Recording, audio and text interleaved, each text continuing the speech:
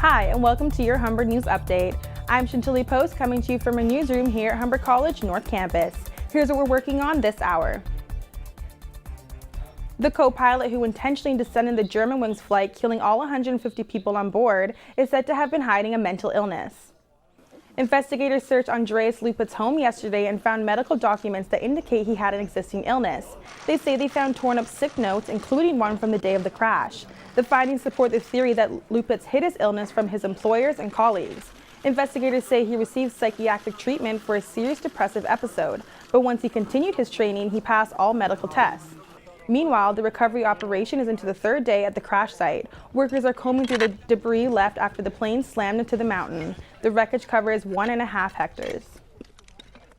Saudi Arabian warplanes are targeting Yemen again today, and the country's president has fled to safety.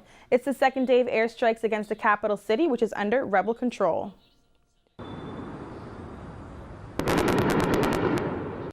Today's strikes hit 2 military bases in the area. Rebels responded with heavy anti-air fire that could be heard across the city.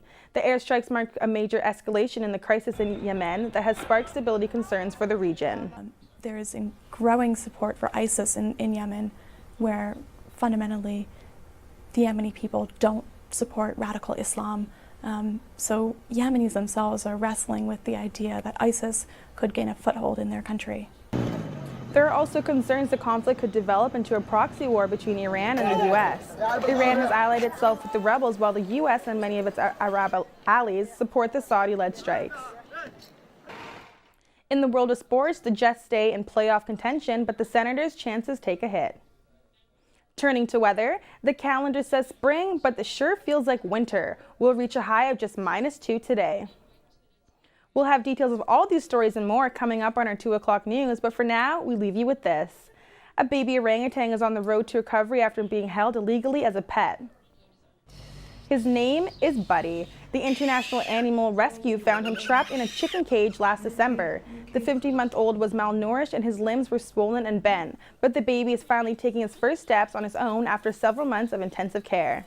Buddy is gaining more strength and the animal shelter is preparing him for his release into the wild. That's your 12 o'clock update. We'll be back with more Humber News at 2.